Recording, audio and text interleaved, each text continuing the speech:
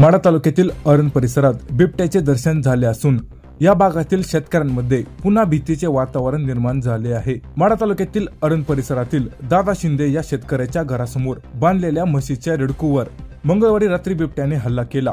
त्याला 500 फूट उसात फडफडत घेऊन तो बिबट्या पुढे कुठे गेला, तो उसाच्या फडात लपून बसला की अन्य कुठे निघून गेला याबाबत अजून समजले नाही। त्यामुळे बिबट्याची भीती या परिसरातील वाड्या वस्तीवर शेतकऱ्यांसह शालेय विद्यार्थ्यांमध्ये निर्माण झाली आहे। माढा तालुक्यातील अरण, जाधववाडी, बैरागवाडी, होळे, उजनी, पालवण, भेंड, गोटी या भागांच्या वस्तीवर रात्रीच्या वेळी बांधलेल्या शेळ्या, गायींची वासरे यांच्यावर हल्ले करून या शेतकऱ्यांना बिबट्याने भयभीत करून सोडले होते।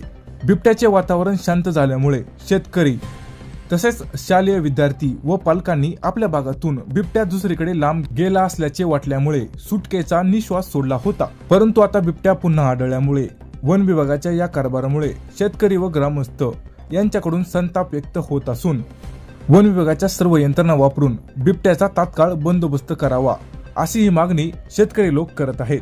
या बिबट्याच्या बाबतीत बोलताना वनपाल बाबासाहेब लटके म्हणाले की अरण परिसरात रेडकावर हल्ला केलेला बिबट्या असून त्याच्या जमिनीवर पायाच्या ठशावरून समजले आहे। प्रत्यक्ष पाहणी केली आहे। शेतकऱ्यांनी शेतात रात्री एकट्याने जाऊ नये, विद्यार्थ्यांनी शाळेत जाताना काळजी घ्यावी। आम्ही बिबट्याचा लवकरात लवकर बंदोबस्त करू असे ते म्हणाले।